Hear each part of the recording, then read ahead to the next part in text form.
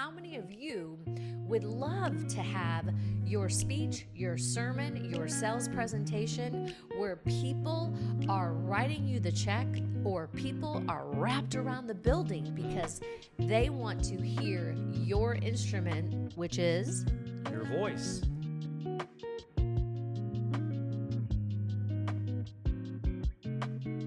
Welcome to the Conquer Club podcast. We're your hosts, Kevin and Tonya Stout, and today we're going to talk about how to conquer your keynote speech. Yes. So how many of you have heard of Warren Buffett? Warren Buffett, who is one of the most well-known individuals in our time and the most successful individual of our time, if you want to say successful with regards to business and money. Right. But Warren Buffett says that you can double your net worth by having a high level of confidence with your ability to speak. Wow. To speak. And so what Warren does like to share is that when he goes in to invest into a company, the first question, Tom, that he asks is that if they are a public speaker. And the second question, get this, the second question is, if you're not a public speaker, would you be open to learning how to become an expert public speaker? And if they say yes to either one of those questions, Warren Buffett automatically doubles up on his investment because he knows the value of their message, their word, their voice. Their communication. Their communication skills. So that in itself is a wonderful, wonderful secret to know in regards to any and all business. Which is why we help entrepreneurs, as we like to call you, Conquerpreneurs, craft, crush, and cash flow your own keynote speech, your keynote message, which applies to sales, speaking in relationship, and it applies to conferences, pastors, podcasts like this. So just to kind of piggyback on what Kev just said, I don't know if you've ever heard of this, Kev, but did you know, how many of you have known or are just learning right now that there is something called glossophobia? Yes, there is something called glossophobia. Glass of water? Glossophobia. And it's interesting because glossary, at the beginning of a book, there's a glossary. But glossophobia is a very common phobia characterized by a strong fear of public speaking. I think we've heard that it's equal to or higher than death. It's real for people. That's a good point, Tom, because people would say, I would rather be laying in the casket. That's right.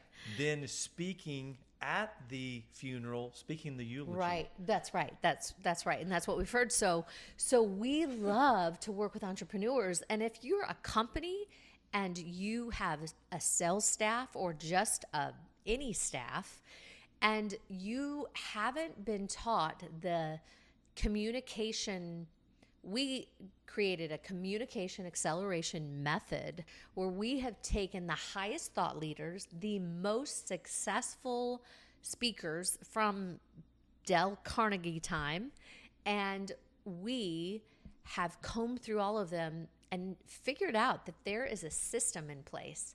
And if you're an introvert, which Warren Buffett would say he was an introvert back in college days, and he knew that he invested $100, and back then that was a lot of money. I mean, it's still a lot of money now, but he invested $100 to teach him how to communicate, how to public speak.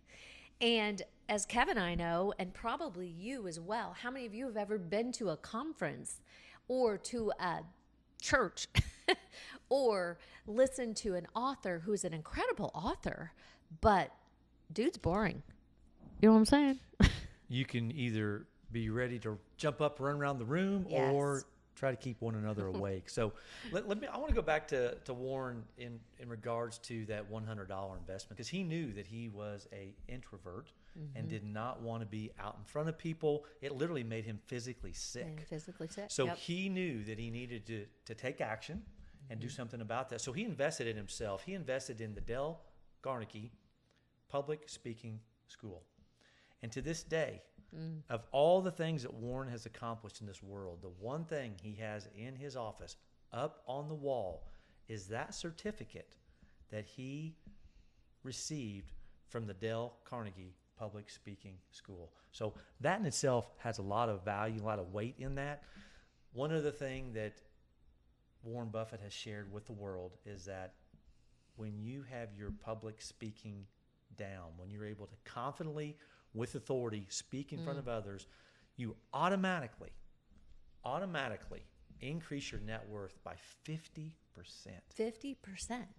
I mean, crazy town. That's incredible. And so Kevin being in corporate America, myself being in the creator economy from design to songwriting, we knew that there was a way that people don't have to live in fear, that people can 10x their sales, where pastors can not just have information, but have transformation. Because we've been and heard messages before that the information is incredible, but the transference of energy that creates transformation is not there. And so we combed through the highest thought leaders, the most successful speakers, and we figured out a system, our famous speakers framework, as we said, and we've created what are called lyrics inside of them. And anybody, introvert, extrovert, an author, a renowned keynote speaker, anybody can apply this system and have engagement rather than what? Boredom. Boredom. We were recently at a place, we won't say where, but you could tell the difference. There was 2 speakers. The first speaker, we knew exactly the framework they were doing because it's what we teach.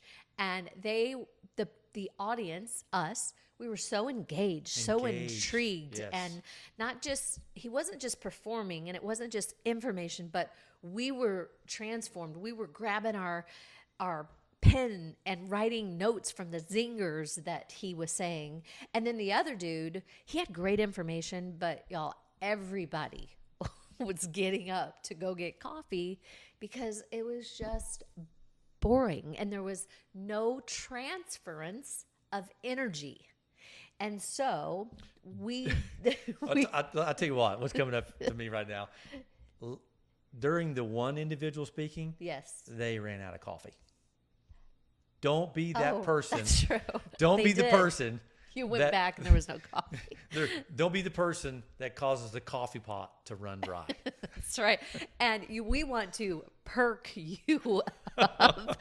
That's such a dad joke. But really, we knew that there was a way that your speech can sound like a song. Yes. That your message can sound like music. So glossophobia, as we talked about, is the fear of public speaking. So we know that there's a way that you can cure glossophobia. It is. There's an antidote for it. There's an antidote for glossophobia. And the cure to public speaking is to gain confidence and clarity with the framework of what all successful world-class keynote speakers do. Yes. And again, as we said, it's the transference of energy, not just watching somebody perform and get all hype and you walk home or you ride back home and you just have analysis paralysis. We've talked about that before, where it was so fired up and then you're just like, beep, you have nothing to act upon.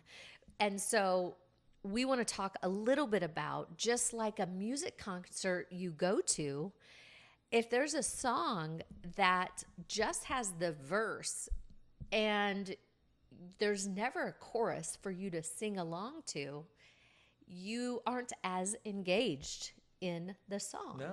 No. So has anybody ever heard the word instrument? Kev, Oh, I've heard instrument. Do you play an instrument, babe? I do not play any instrument. No, I don't play any physical instrument. Okay. I know where you're going with this. This was a little bit of a trick question. So I play the guitar, and you don't have to play an instrument because you already have an instrument inside of you. I knew you were going here. If you look at the word instrument, the word instrument is spelled INSTRUMENT. So your voice, Kev Dog, whoever's listening, your voice is the instrument that has frequencies that go out into the world, out into your audience. How many of you would love to have your speech, your sermon, your sales presentation where people are writing you the check or people are wrapped around the building because they want to hear your instrument, which is your voice. Your voice. Your voice. We all have been gifted with a voice. When God created us in our mother's womb, we were given a voice. That's right. And so you talk about, we already have it. It's already within us. And Tom, that brings me to, I love how you shared the story of David and Goliath. Right. And how that is so impactful. For the most part, we have all heard of David and Goliath. I'll say it this way. How many of you have heard the story of David and Goliath? And how many of you know that the odds were completely against David to overcome or conquer that battle? Yes, they seemed like, how could this little David dude, destroy Goliath, the big giant? And here's what we were on the porch reading the other day, and this is what resonated so deeply with me, is this. So Saul is putting on the armor on David to go kill Goliath because he's like, man, dude needs some protection. He's got to go in there because David was the only one who was brave enough, courageous enough to go in and conquer. And so Saul puts on all of this armor on him, and David couldn't even walk. Couldn't even take a step. So how many of you have ever felt like you are in the wrong shoes? You're trying to dress like somebody else or be like somebody else, but the voice that you have inside of you is enough. So David, he took it all off because he couldn't even walk in it. And he used what he already had, which was the rod, and he grabbed 5 stones and put them in his pouch. So he already had everything that he needed to conquer his message, to conquer Goliath. And I like to use those 5 stones as an example of what we guide people to do. And it is, the first stone is the voice. He had the rod. He had it already with him. In order to conquer your keynote speech, you have your voice. And you don't talk up here about it. There is authority in speaking in your lower tones. That's right. Of your voice. And the second part is crafting your signature message. So let me ask you, what have you conquered in your life? You have a testimony. Maybe you have conquered a business. You've taken it from what I like to say, a wooden spoon into a silver spoon. And you have taken this business, this company that was just a seed of a dream inside of you, and you've sold it for $1 million. And somebody out in the world is praying right now for everything that you have. You could communicate to them right now what you know and cash flow that. So the first one is your voice, and then we help you craft your own signature message, whether you're selling drywall or talking about it, or you're an author who has a book, but you don't know how to put the authority on stage to cash flow it. And then the second step is you craft it and then you crush it. And there's so many things we can teach in that. I mean, one of them is just putting your hands on your hip like well, this. right. So what's the stat, Ton, with regards to when we're on stage? Oh, yes. 93% That's of right. what we say That's right. is not actually what comes out of our mouth. Not the content. It's how we are delivering the message. That's and right. that's what we really love to help others with, understand their authority and their presence on stage. Right. It's that 93 is it's non-verbal. It's your hands. It's your stance. It's your talking to somebody eye to eye. What is that quote from Ralph Waldo Emerson? Do you remember the quote about? Yes, Ralph Waldo Emerson said that your message is so loud, I cannot hear what you're saying. What you're saying. Yeah. So the nonverbal in that is so important. That's the crushing it. And then, of course, cash flowing it. Just like Kevin said, Warren Buffett says, I'll invest in a company, double the amount, He'll right? double his investment if you say yes to either one of the questions. Are you a speaker or are you open to becoming a speaker? That's right. So even if you're an introvert, there is our famous speakers framework that can make your message sound like music, Right. using your voice, That's your right. instrument, and make your speech sound like a song where somebody wants to grab their pen and take the notes on all the little zingers, Right. all the quotes, all the one-liners. We have that for people to crush it. And then just by default on the fifth stone would be, by default, you've conquered it. So you've used your voice, which you already have inside of you. Right. You craft your message, whether it's about a sermon, God, or drywall, and you crush it like a rock star, make it sound like a song, make your, like Kev said, the nonverbal communication so strong. We have all the little tips in that. And then you cash flow it. So let's talk a little bit more about that cash flow part that you had talked about earlier.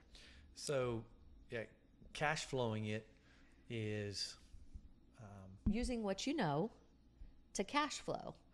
So whatever you're an expert in, we always say, think of 3 things right now that you could talk to somebody about. That's right. Without even looking at a note. Right? That's right. That's right. So you all have, or we all have, a message inside of us. We don't realize we have a message inside of us, but we have conquered. You can keep it as simple as, I've conquered the 8th grade. You conquered it. At least you conquered something. How did I get through the 8th grade? Right. So you are so equipped. You're so equipped, but we underestimate ourselves so easily. So Kevin and I, what we really love to do is we love to guide people to get out of the fear and the debilitation of how can I take my message to the masses? I mean, Right. we're right here on the internet talking to people all the way in Scotland. How can I get my message to the masses where it makes impact and income? Kevin, we were talking about this earlier today about John 10:27. Yes, John 10:27. So that's a promise or scripture in God's word that says, Jesus said, my sheep hear my voice. Hear my voice. Hear his voice. So all the way back to God and scripture, it's about hearing a voice. And he has gifted all of us with a voice. So God needs your voice. Your voice, your gift to meet a group of people that our voices resonate with. Right. Your voice resonates with somebody that my voice does not. And so my sheep hear my voice. We are part of the assignment on earth as it is in heaven. So people need to hear what your voice is, what your message is. Inside of the word instrument, as we said, INSTRU, ment. It is your voice that is needed in order to resonate with people, to make a difference, to get your message to the masses. And so with that being said, talking about the story of David and Goliath, Yes. conquering that, talking about how my sheep hear my voice. We have to speak for people to hear the voice. Right. And there is a way to end your keynote speech on stage every time. And we have modeled some things in here, something called universal questions. How many of you have ever, that is a universal question that is always the answer that the audience is hearing is a yes. How many of you have ever heard of Warren Buffett? Kevin said. Say yes, because we're giving you the answer to the universal question is yes. So at the end of your speech on stage or virtually, if you're doing a keynote message, there is a way that you can call it a stack. We like to call it a trifecta. Trifecta. I also like to say landing the plane. You can bring it to a soft close. That's good. That's good. Landing the plane, whatever you want to call it. We like to call it a key that unlocks the note inside of your audience. And here's what it is. Let's say we are talking about procrastination. I'm just going to use that as an example. How many of you, see what I did there? How many of you know what procrastination is? Tap your chest and say, me. I do. I do. So usually procrastination is really perfection. Being a perfectionist. Can anybody talk to me on that? As a recovered or recovering perfectionist, procrastination is just perfectionism covered up. And so here's how we would end a keynote that maybe talked about perfection. With our trifecta, here's how we're going to land the plane. Ready?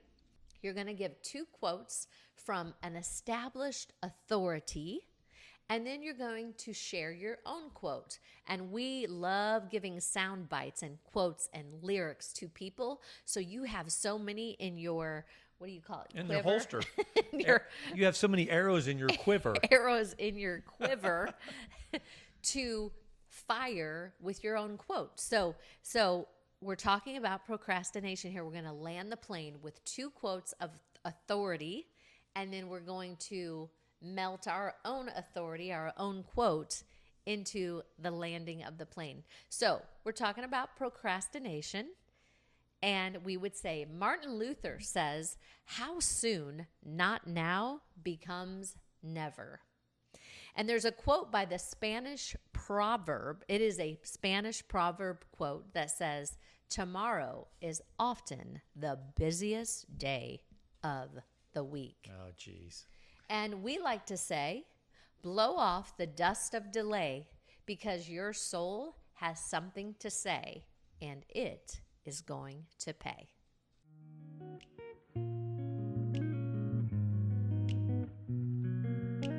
Well, we want to thank you for joining the Conquer Club podcast, and we know it's time for you to double your net worth by gaining confidence and clarity in how to conquer your keynote speech.